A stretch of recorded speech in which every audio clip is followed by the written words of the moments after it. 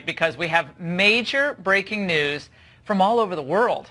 President Trump has promised to drain the swamp, but now he's also shaken up the globe. We're going to have full analysis of Trump's tough talk at the NATO summit with Victor Davis Hanson, cannot wait, Waleed Faris, and more in just a moment. Meanwhile, former FBI attorney, apparent Trump hater Lisa Page today refusing to testify before Congress. Mark Meadows and Alan Dershowitz will be here to tell us just how much trouble Page is now in.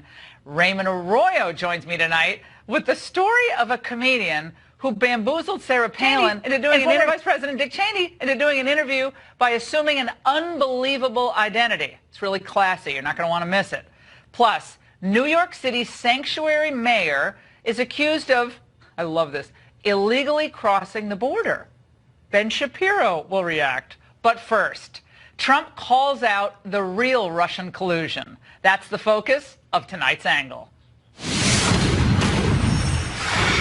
I don't know about you, but I thoroughly enjoyed seeing the grim faces on some of those other cable networks today after President Trump's meetings with his NATO counterparts in Brussels. Now, it was obvious that pundits and writers wrote their scripts long before Air Force One even touched down in Belgium. Of course, Trump was going to be an American wrecking ball, a bull in a china shop, further damaging the North Atlantic alliance that had helped keep the peace for 69 years, Putin's poodle, yada, yada, yada. And then the president spoke bluntly when he arrived, that's no surprise, and plainly about a bizarre dynamic whereby Germany, the richest country in NATO, is enriching Russia, the very country that the alliance wants protection from. We're supposed to protect you against Russia, but they're paying billions of dollars to Russia, and I think that's very inappropriate. Germany is a captive of Russia because they supply. They got rid of their coal plants. They got rid of their nuclear. They're getting so much of the oil and gas from Russia. I think it's something that NATO has to look at. Now, if you've listened to my radio show with any regularity over the past 6 years, which you should have, you would have heard me speak both of the Nord Stream 1 and the Nord Stream 2 energy pipeline projects, which are funded by Russian business interests and make Russia, and maybe even Putin himself, billions of dollars in energy profits. Now, presumably, that's enough money to mean that Germany can finally pay all the money into NATO dues that it actually owes. I think that 2 world wars and the Cold War taught us that we are stronger together than apart.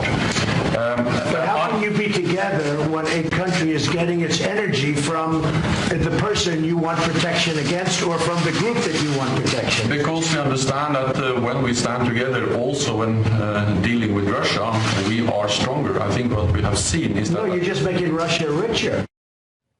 Well, remember, both Russia makes a lot of money off of this, and German interests make a lot of money off these pipeline projects, too. And as you can see there, the NATO chief responded to Trump's very specific concerns with a flurry of generalities punctuated by banalities. It's not very convincing. Now, Trump is right.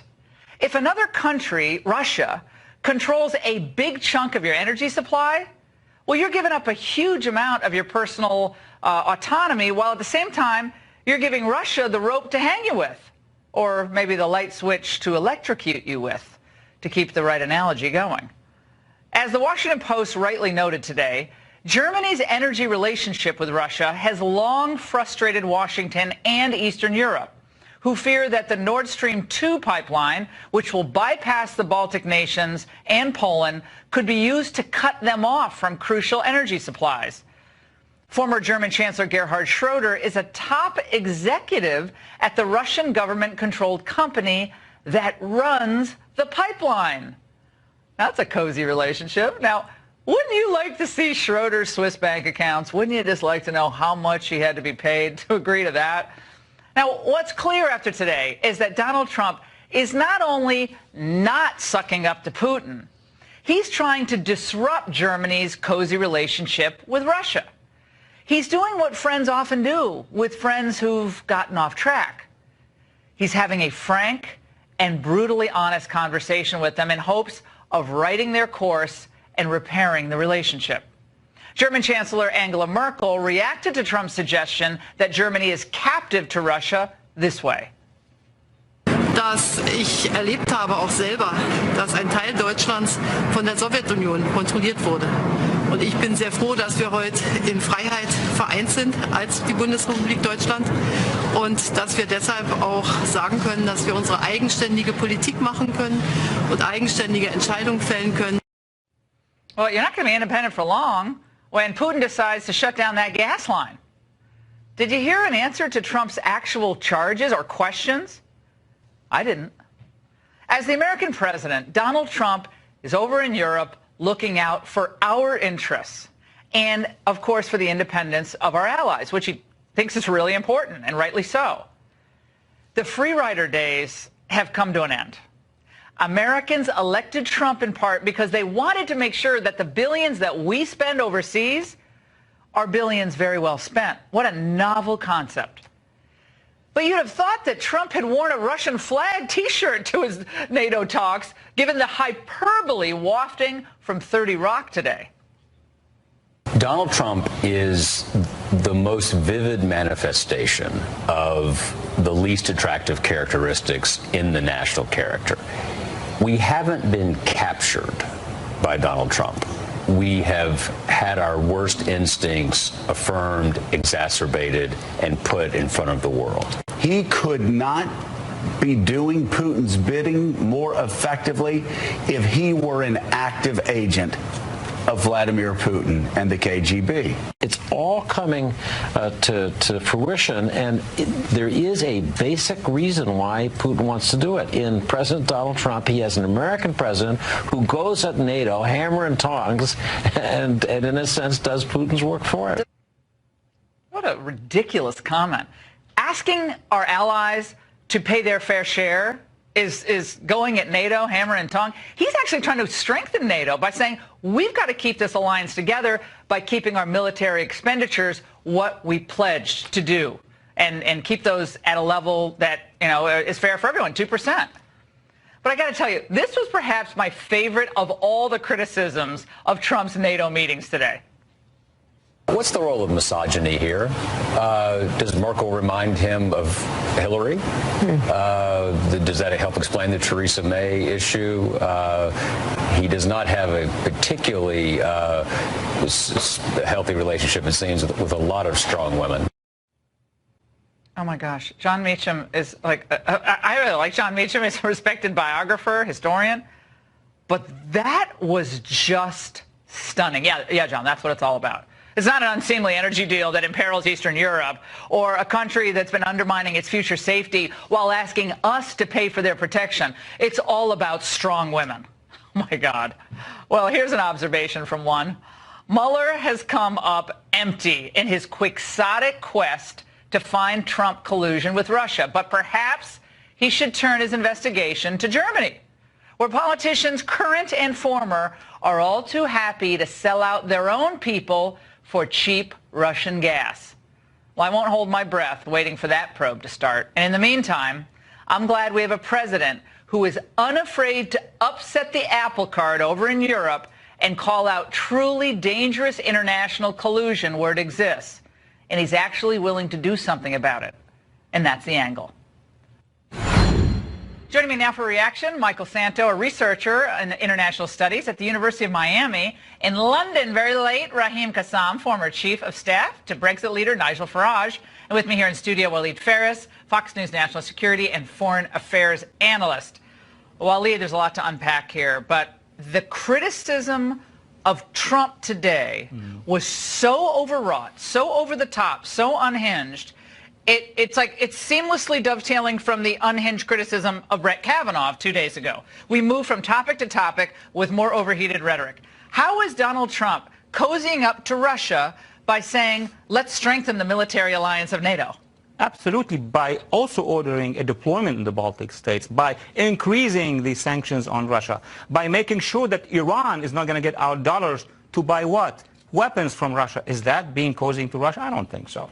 Raheem, I want to go to you. This is what President Obama and President Bush both said about the need for each member nation to pay his fair share. Let's listen. The majority of allies are still not hitting that 2% mark. Everybody's got to step up and everybody's got to do better. Building a strong NATO alliance also requires a strong European defense capability. So at this summit, I will encourage our European partners to increase their defense investments to support both NATO and EU operations. Okay, so Raheem, they just, they said these things, and then nothing ever happened. Donald Trump noticed that, and he said, no more Mr. Nice Guy. This has got to get done. Now he's upping it to 4%, which sent everyone into paroxysms of outrage today. Raheem, how are we seeing it from Britain tonight? Well, how do you get to 2%? You obviously go to 4% first. That's a basic negotiating tactic. Anybody who knows how to haggle will tell you to do that. But isn't it interesting that you have pleading Obama there and you have encouraging words from President Bush, and now you actually have a president who recognizes that there is a significant discrepancy, not just a fiscal discrepancy, but a moral discrepancy going on within NATO that fundamentally needs addressing. The American taxpayer, the American deplorables, have been expected now for decades to act as a protector for these protectorates in Europe. All the while, European leaders insulting the United States, insulting President Trump most recently, and of course, as President Trump has pointed out, turning to Russia for gas when it's convenient for them, and then asking America to look after them militaristically. I mean, the jig is up, and here in London, I can tell you, people are taking what President Trump is saying very, very seriously, because the United Kingdom is one of those few NATO member countries that does meet its 2% GDP, and we want everyone else to do the same in terms of defense spending too. Which is in part why Theresa May was so muted in her reaction to this, not only her problems at home, but look, these numbers, Michael Sando, don't look great for a European contribution to the military budget of NATO. Let's check it out. Here are the countries that actually meet the 2%. As Raheem said, we have the United Kingdom, of course, the United States, Estonia, Greece, and my half Polish side says Poland. Go Poland. So those are the countries. Everybody else, can't make it. You don't even have Germany with all its money, including all of its money it's making off this Russian pipeline deal. We got to wait till 2024 to get to 2%? Most Americans watching this tonight going, 2024? What are you talking about? Pony up the cash now, or maybe people don't get so much vacation in the summer subsidized by the state. Well, yes, I think that's a valid concern that our allies need to step up, but we all need to step up right now because the Russian threat is more serious than it has been for many decades now. The Russians are probably moving nuclear weapons into Kaliningrad, which violate the INF Treaty. That's the most important treaty that Ronald Reagan was able to achieve, and Putin is violating it right now. They outgun us in the Baltic. So yes, it's concerning that our allies are not doing as much as they can. But we also have to recognize that President Reagan and President George H.W. Bush heralded the end of the Cold War, and we don't want it to all fall apart on us. So we need to push our allies, yes, but NATO is the most powerful alliance in history, and we need to show Putin a resolved... I mean, I agree with you, Michael. I think it is the most powerful alliance, but it is not 1975. It's not 1985. This is the year 2018. Soviet Union collapsed 20-plus years ago. We're now dealing with a new dynamic. We're $20 trillion in debt. Europe's making buku cash, especially Germany, because of this sweetheart energy deal. This has been a source of consternation for the Eastern European allies of ours, too, for many years. They went ahead with it anyway in the spring, which I think was a slap in the face to America and to our allies, Poland, Estonia, the list goes on. They're not in favor of this pipeline. Notice that. They're right on the front lines. They don't want this pipeline. That is entirely true. But we also need to remember that we've been dealing with terrorists and insurgents. So the U.S. and our European allies have been largely focused in on insurgents and terrorists. And people need to understand that the Russian military has been focused in on defeating NATO. And the studies show if they attack Estonia, we do not have the forces in place. And the world's largest nuclear arsenal is Russia and not the United States. And we have to be careful with the finger pointing. Yes, Germany needs to spend more, but that doesn't change that there is a real Russian threat. Okay, then they better start acting like it. Europe better start acting like it. Waleed, I got to go to you, because you met today with, I think we even have a photo, but you met today with legislators from the European Parliament. A lot of people think Europe hates Trump, Europe hates Trump, Europe hates Trump. You found something different in your conversations today. What'd you find? Absolutely. After 3 days of meetings between members of the European Parliament, members of the U.S. Congress, the myth that the so-called opposition media, mainstream media here, is presenting that everybody's united against President Trump is simply inaccurate. Number one, you have countries inside Europe who align with President Trump on many issues, some on migration, some on defense. You have also Italy changing position, and even Germany. Do we know that now south of Germany basically is aligning with President Trump on some issues? The rise of populism, which people like Richard Stengel, who was on MSNBC this morning, the parade of grim faces. It was like election night all over again. Every time I see the faces, when their faces are grim, I'm almost always in a great mood. I was in a great mood this morning watching their reactions. And this, Raheem, is what Richard Stengel said today after Donald Trump took on Europe for failing to step up, many of these countries, for their military obligations to NATO. Let's watch. Let's also go back to why the European Union itself was formed. It was formed in the aftermath of World War II, where there was a poisonous nationalism that caused 2 world wars in the 20th century that killed more than 100 million people. The EU was meant to get around and away from that toxic nationalism, right? But who's bringing it back? Donald Trump. America First is toxic nationalism.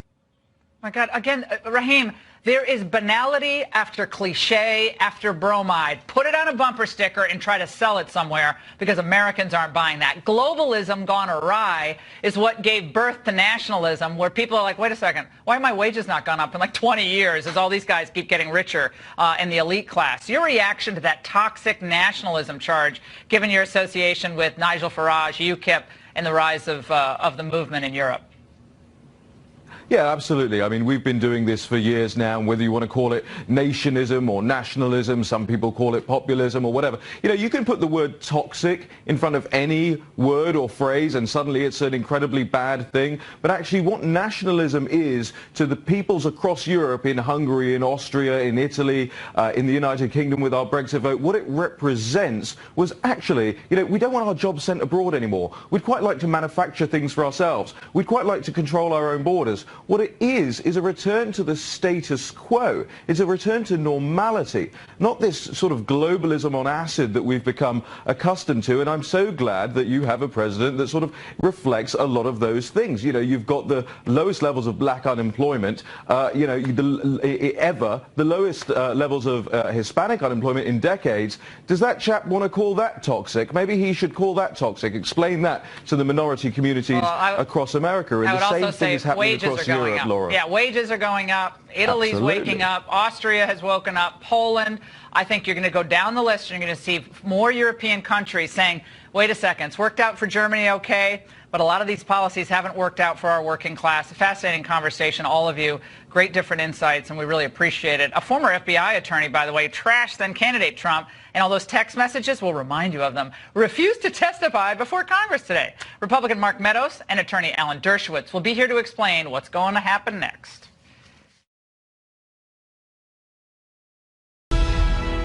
You remember Lisa Page, right? She's one half of the anti-Trump texting duo along with her lover, Peter Strzok. Are they still together? Do we know? Ask the National Enquirer. We have to find that out. It's really important. It is not. I'm just joking. But today she decided to defy a congressional subpoena. That is important, refusing to show up for a closed-door meeting with 2 different House committees. Fox was told exclusively that Page's lawyer was served tonight an electronic subpoena and chose just to ignore it. In response, Judiciary Committee Chairman Bob Goodlatte and member Trey Gowdy just sent a letter to Page's attorney warning that their committee will initiate contempt proceedings against Page Friday morning at 10:30 a.m. Joining us now to discuss how much trouble Ms. Page might be in and why the hesitation to testify today, North Carolina Congressman, Freedom Caucus Chair Mark Meadows, and noted attorney Alan Dershowitz, author of the new book, The Case Against Impeaching Trump. Congressman Meadows, I got to say, reading her lawyer's comments, that the only reason she didn't testify today was because apparently they were not provided the requisite documents to have adequate preparation for the scope and breadth of the questions that she would be asked. Your response to their... Well, I was willing to give her the benefit of the doubt this morning until I called DOJ, and there's three problems with that. One, she's had 7 months to prepare because we started initially asking her to come in December of 2017. Secondly, she wasn't even going to be prepared. FBI reached out to her counsel to say, by the way, you may want to come in and review some of these documents. And then the third thing is actually she reviewed documents yesterday at 3:45, reviewed most of the documents. The only thing she didn't review was top secret documents that we didn't anticipate any questions arising from that anyway. So, you know, the attorney is doing a disservice to her to suggest that she was going to come in a voluntary But they said today she will testify this month or later this month. I'm hopeful we'll see her tomorrow or Friday because. But if it's not tomorrow or Friday, she will be held in contempt. And then what does that mean? Well, for people who aren't familiar, obviously at that point she gets referred to the Department of Justice for prosecution. Rosenstein is in charge of that. That's but it creates another issue because then all of a sudden it's incumbent upon the DOJ to actually act and press charges. We actually have other constitutional ways to do it, but as our guest there will opine on, I'm sure. Alan Dershowitz, have you ever heard of an attorney, or maybe you have, who refused to open an email, like not click on it? I'm just going to pretend like this, it doesn't exist. Refuse to click on an email which you know is a subpoena for your client. That seems, it seems kind of weird to me, but your reaction to that? Look, even if all the reasons she gave were good ones, you don't just don't show up. You write a letter to the committee asking the committee to give you more time to review, but the idea of just not showing up makes no sense at all. And of course, the congressman is correct. The Justice Department is supposed to take the case over, but if the Justice Department doesn't do it, Congress is an independent branch of government. It can hold somebody in contempt. It can literally order the person to go into the basement jail cell, and then that person would have to go to court to seek a writ of habeas corpus. It's almost never done. It was done in the 19th century, but it's rarely done today. But it's rare that the Justice Department doesn't go after somebody and enforce a subpoena. So we may see a conflict between this Justice Department and the legislative branch, but in the end, the legislative branch must enforce its own subpoenas, and the Justice Department must comply with that. Otherwise, our separation of powers and checks and balances is really in trouble. Well, it's been thwarted all along, I think, in this probe on the congressional side. Again, a lot of people watching right now, they hear the name Lisa Page, like, oh, why is she important? They forget what actually happened with the text messages that sent off so many alarm bells. So I want to review this with people. March 3rd, 2016, okay, heat of the presidential election cycle. She texts to her friend Peter Strzok, "This man cannot be president." March 16th, Page says, "I cannot believe Donald Trump is likely to be an actual serious candidate for president." She's having a meltdown. Strzok says, "They fully deserve to go and demonstrate the absolute bigoted nonsense of Trump." July 18th, Page says, "Donald Trump is an enormous D word." July 21st, Strzok says, "Trump's a disaster." August 8th, Lisa Page says, "Trump's not ever going to become president, right? Right?" That's my favorite one. Right? Right? Just to emphasize. Peter Strzok, Superman, says, no, he's not. We'll stop it, baby. Oh, wait, he didn't say baby. I just added that. Right, yeah. I mean, that's modern-day courting at the Justice Department. I mean, come on, get a room and let's just stop it. But Alan, that's what sticks in the craw of people, is that you have these people who are burrowed into the Justice Department who had an enormous amount of influence, especially obviously Peter Strzok being the lead investigator in 2 of the seminal investigations. Sure. And he was like, don't worry about it. I got it. Now, was it just boasting? I guess it could have been, but then just testify. You've just explained why Strzok doesn't want to testify in public and why she doesn't want to testify at all. There is no way they can explain those messages. He's going to try to say, oh, it was pillow talk. But when you have a man who is in charge of FBI investigations saying he's going to stop a man from being elected president, a man who I voted against. I didn't want to see him be president. I voted for Hillary Clinton. But the idea that the FBI would put a thumb or even a pinky on the scale of American elections is akin to what is alleged with Russia. I mean, the FBI putting a thumb in some ways is even worse than enemies or other countries trying to influence elections. Look, we know that happens. But to have our own law enforcement agencies that are supposed to be neutral and objective saying we're going to stop this, we need insurance policies, The American public has to hear everything. They're sworn to uphold the Constitution from all enemies, foreign and domestic. Right. Domestic of the Justice Department. Now, not everybody's convinced about the need to hear from Lisa Page. A lot of critics out there. Jerry Nadler, lots of comments from him today, said this investigation, a political charade, a platform to elevate far-right conspiracy theories, Congressman Meadows, and undermine the special counsel's ongoing criminal investigation. And then there were others today, Congressman, like your response. Let's watch. This is a line of argument that has worked for Republicans, it's worked for the president, to latch on to these text messages and therefore declare the entire Russia investigation is somehow biased against the president. The intel community, the Justice Department, people who work there don't live in a vacuum. They have their own personal views and they're entitled to them.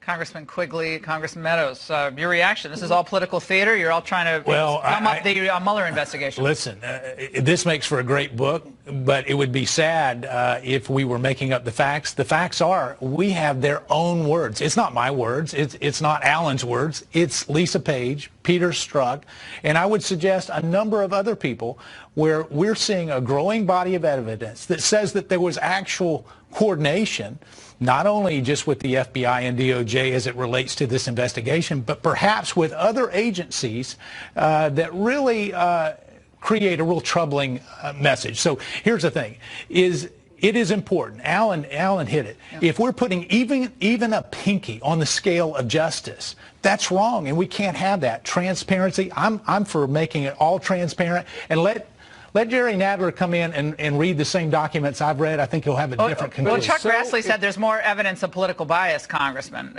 Do you know what he's talking about? Oh, there is more evidence of political bias. We've got some additional emails and some additional text messages that we've received in the last 4 or 5 days. All right, Alan, go ahead, Alan. Go ahead. No, I was just going to say, Alan, I was up in New Hampshire over the weekend, some old friends, and we're up there with our families, and I pick up the Boston Globe, and I see that everybody was mean to you up in Martha's Vineyard. No one inviting you for any afternoon lunches. He can come to Western North Carolina. We'll let you come to Western North Carolina. What we're doing is, this is my book. This is the actual cover, but we've produced a special cover for Martha's Vineyard, a plain brown wrapper. So people can read the book on the beach, and nobody will know they're reading it. It's like the plain brown wrappers we used to put on books as kids when we were reading dirty books. So that's the way it's going to be sold on the Vineyard, and a lot of people are going to be reading it in the plain brown wrapper. I got to come up there, and we got to do the show from Martha's Vineyard, Professor. You're invited. On the porch, Martha's Vineyard, with all the snowflakes who can't take the fact that there's a civil libertarian out there who is actually principled on these matters of criminalizing politics. Year, and my friends loved you. They loved you. They loved your children. You're welcome back anytime. Okay. I love the paper bag idea. Congressman Meadows, we want those emails when we can get those from you. That's fascinating right about away. The other political bias. And up next, guys, one comedian attempts to humiliate political figures by assuming an unbelievable identity. We'll tell you about it when we come back. Time now for our Seen and Unseen segment, where we expose what's really behind the big cultural stories of the day. Apparently for many comedians, the cruder, the better. The latest example, Borat creator Sacha Baron Cohen is tricking politicos into doing interviews with him, of course, by assuming a new identity. How clever. For more on that and why so many are outraged, we're joined by Fox News contributor and New York Times bestselling author of the Will Wilder series, Raymond Arroyo. Raymond, why is Sarah Palin upset about it? Well, maybe she has grounds to be upset. She got a communication for a request to sit down with a veteran, a disabled veteran, to take part in a Showtime historical documentary. It turns out that disabled veteran was Sacha Baron Cohen, who you'll remember did that Ali G series years ago where he dressed up as a rapper and he basically punked well-known political figures. Now, Palin wasn't the only one who fell for this. Dick Cheney did too. Look.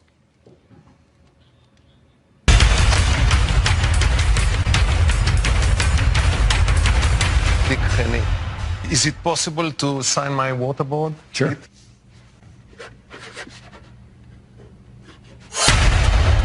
That's the first. That's the first time I've ever signed a waterboard. As you can imagine, he is assuming multiple identities in this new Showtime special. None of these people knew about it. Alberto Gonzalez, Petraeus, a number of people. Here's the problem. You'll remember Martin Short as Jimmy Glick, Barry Humphries as Dame Edna. They were outrageous characters who interviewed people, but the celebrities were in on the routine. You got to have real talent as a comedian to kind of fill that gap when people know who you are. Cohen, he's a hit-and-run artist, and there's a mean, bizarre edge to this stuff that is largely politically motivated. It's really nasty. There's one guy, though, a few years ago, Ali G, Baron Cohen, came in, tried to interview him. He didn't fall for it. Watch. I've got some business idea that I just want to tell you about, and I'll be a fool if... Very quickly. Good luck, folks. It's been nice seeing you. You take care of yourself. Okay? Okay? Is he going to be in on that? Well, it sounds like an interesting... It's got like P. Diddy is going to be in it. Good. Good. Bye-bye. Trump has a radar on people. He saw that crap for what it was. By the way, Sacha Baron Cohen's last movie, $3.2 million. Died. Flopperoo. Nobody even knows who he is. I'm sorry, our audience doesn't care about him. Speaking of crude comedians, Michelle Wolf, who some might remember from that nasty act at the White House Correspondents' Dinner, she resurfaced this week a new Netflix show where she offered a salute to abortion. Some people say abortion is killing a baby. It's not. It's stopping a baby from happening. It's like Back to the Future and abortion is the DeLorean. And everyone loves DeLoreans. Pro-life is a propaganda term that isn't real, like healthy ice cream. Abortion, I salute you! Women, if you need an abortion, get one! God bless abortions and God bless America! I think, can I say something? Yeah. You have such great points to make. They just need to play that voice in Gitmo. They will get everything they want from those. Khalid Sheikh Mohammed, you didn't need to waterboard him with that jug. Play Michelle Wolf's magpie voice to him. That's all you need. Her timing's off. Horrible. And it's cruel, mean. There's something breathtakingly vicious about that kind of humor. You know, when you're talking about abortion, where two victims come out of an abortion, the mother and the child whose life is snuffed out, to celebrate that and say, let's have a party about this, I frankly couldn't believe this. And it shows, I think, something deep and rooted in Michelle Wolf. You know what I want to say? I almost think we should pray for Michelle Wolf. You just took the words. All right. We should prayer service at 11. The prayer to power twins. Okay. Activate. All right. Let's now. Finally, we have the next story. The Supreme Court nominee Brett Kavanaugh is being hazed this week. My old friend Brett, for not for his judicial ruling so much, but for his name. Okay, Stephen Colbert. I don't know much about Kavanaugh, but I'm skeptical because his name is Brett. That sounds less like a Supreme Court justice and more like a waiter at Ruby Tuesdays. Hey, everybody, I'm Brett. I'll be your Supreme Court justice tonight. Before you sit down, let me just clear away these rights for you.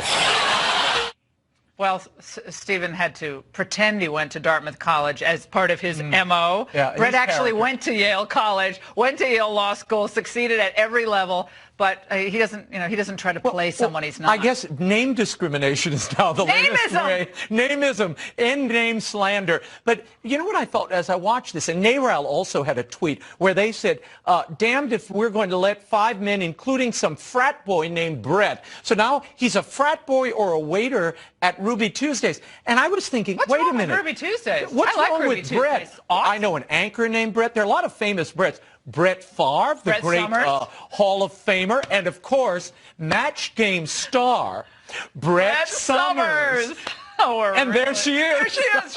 She's still with us, Brett Summers. She died in 2007. I just looked it up. But, you know, it's getting so desperate, the campaign against Kavanaugh.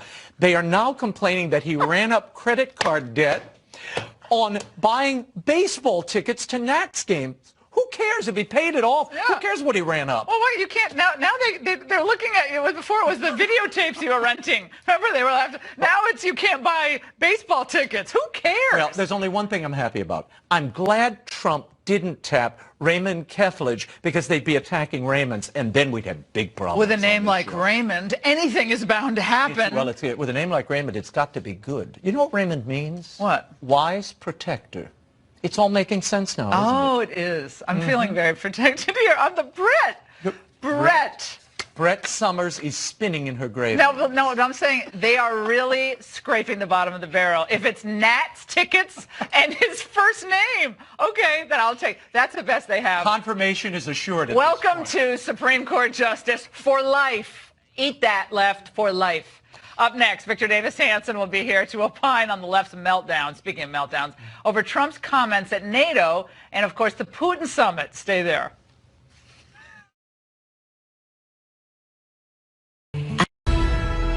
As we mentioned at the top of the show, the left is going absolutely berserk over Trump's challenge to NATO countries to contribute their fair share to their own defense.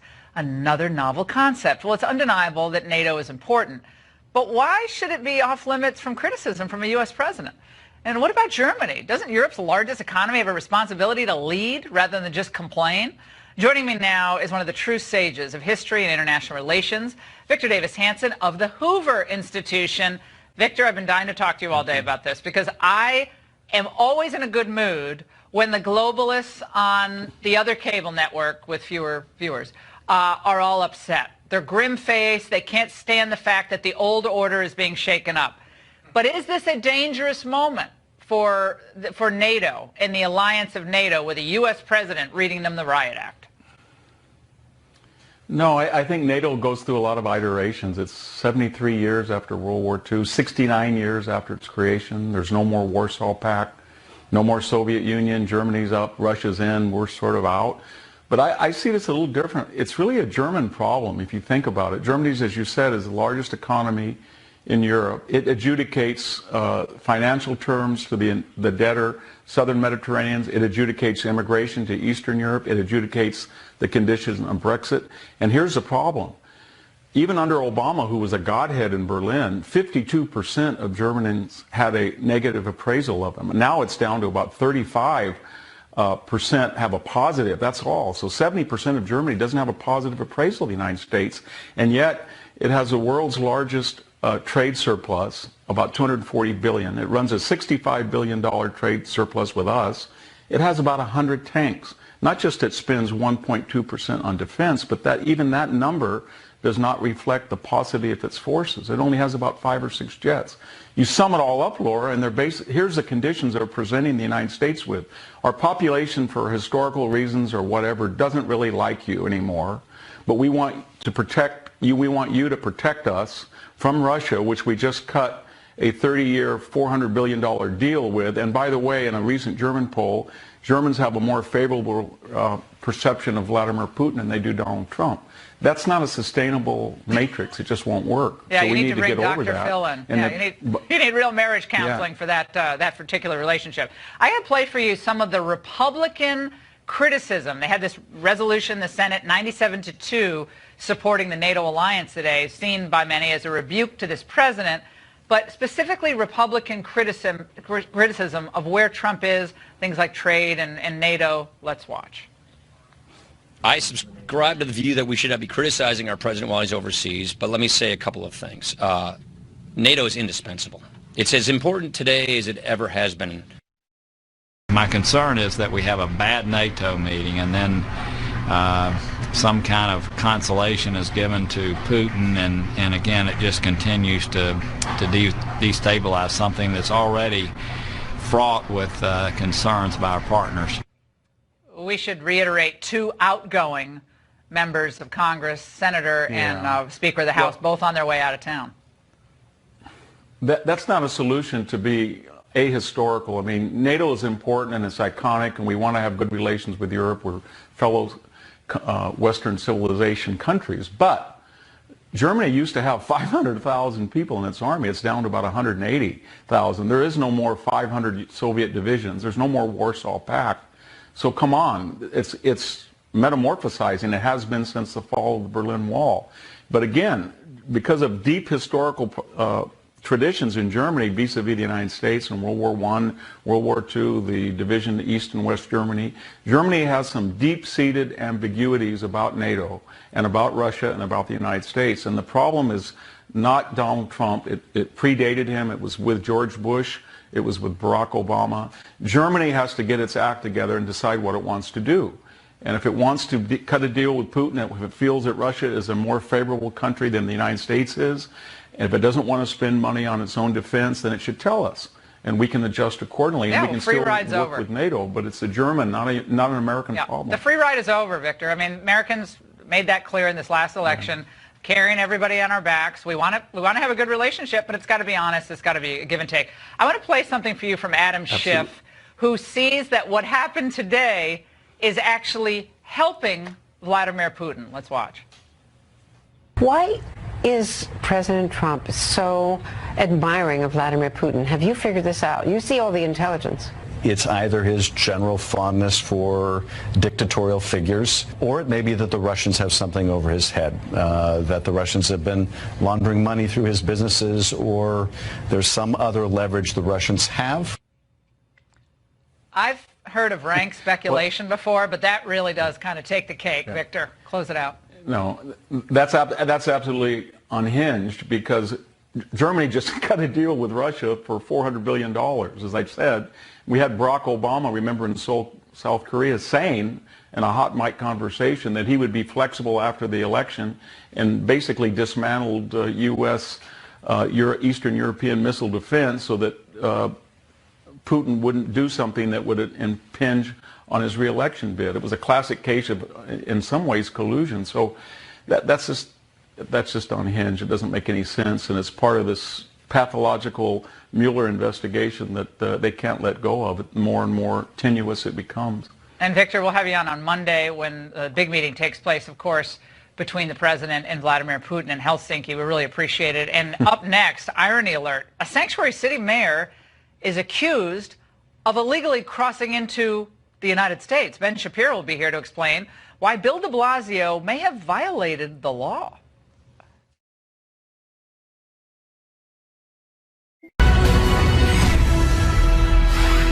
New York Mayor Bill de Blasio tried to get in touch with his inner illegal alien earlier this month. According to a letter from the Customs Border Protection obtained by Fox News, de Blasio illegally crossed into the United States. So he went over the U.S.-Mexican border while protesting family separations. So he allegedly violated both U.S. and Mexican law. Nice going, Bill. Joining me now to react, Ben Shapiro, editor-in-chief of the Daily Wire. Ben, it seems like every day, there's just a panoply of fun issues that shows the left is totally out of ideas, and all they are is about stunts. What about this? Did he actually violate U.S. and Mexican law?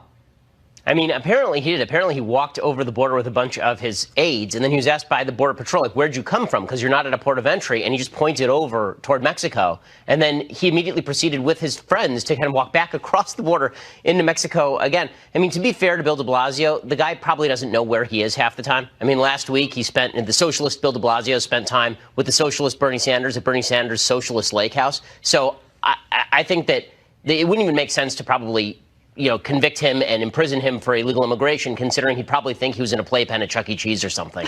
I just don't think he knows where he is. Ben, he actually had an excuse. Okay, we got to listen carefully to what the mayor said.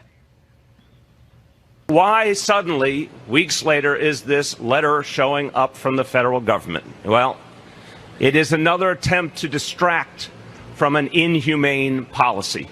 Threats by the Trump administration will not stop me from speaking out, and they won't stop my fellow mayors from speaking out. Ben, a profile in courage indeed. I hope he continues to speak out. At least it stops him from throwing groundhogs. You know what I would say, Ben? I will think we can trade 10 illegal immigrants who are good people, want to work here, already have family here, and deport Bill de Blasio. So Bill de Blasio goes to Mexico. Yes. We'll take. That's a good deal, Absolutely. Don't you think? Okay, we got that. 100%. We got that settled. Okay, I got to talk to you about this anti-Antifa bill that Republicans in New York have offered. Daily Beast has a piece on this, and this is from Mark Bray, who's a Dartmouth College lecturer. Whenever I see politicians talking about Antifa, the level of information they have is minimal. Mark Bray told the Daily Beast. In a certain sense, they're talking about what they perceive as leftists, because Republicans believe you shouldn't be able to threaten people with a mask and call yourself a legitimate protester. What's going on there? You've been the target of these kinds of radical groups. You know, I think that one of the problems here is that the bill itself is probably too broadly drawn for First Amendment concerns. It talks about intimidation or obstruction, and these terms are probably a problem in terms of just First Amendment jurisprudence. But the attempt to distinguish Antifa from other violent groups that have worn masks before is really stupid. We have laws on the books all over the United States, for example. You're not allowed to go around freaking people out if you're wearing a KKK hood, for example. And so this is very similar to that, in that if you're going around attempting to do violence to people with your face covered, this is an attempt to obstruct who you are so the police can't catch you, obviously. And it seems more like that than like anything, you know, resembling a crackdown on law-abiding citizens to me. Speaking of the law and constitutional matters, Ben, here's esteemed would-be jurist Katie Tour at MSNBC today. Let's watch. Based on where Americans stand on the issues, and Americans have really moved in a much more progressive direction over the years, do you think it's appropriate to continue to take such a strict originalist view of the Constitution, given it's 2018 and not 1776? Ben, this is where I say, kids, don't try this legal analysis at home. Your reaction? Oh, the levels of stupid. 1776, the Constitution was not yet written, number one. Number two, if you believe that America has evolved beyond the Constitution, it has an amendment process. Also, we have legislatures that you can elect. And finally, the idea that any of this justifies the Supreme Court moving away from the text of a law simply so they can interpret the Constitution as poetry is more evidence that the left wants the Supreme Court to simply be a super legislature, as opposed to, you know, an actual judiciary that is using judgment instead of will, as per Alexander Hamilton in Federalist 78. But Ben, isn't it scary, though, when you watch the analysis of the Supreme Court pick, Brett Kavanaugh, you see people now criticizing his name? I mean, the comedians are going after his name. Okay, Brett is apparently a frat boy name. I never heard that before. Now, his national tickets. Yep. My favorite thing about the name thing is that the same people who think that Brett is an inappropriate name for a Supreme Court justice are celebrating that Cardi B just had a kid she named Culture with a K.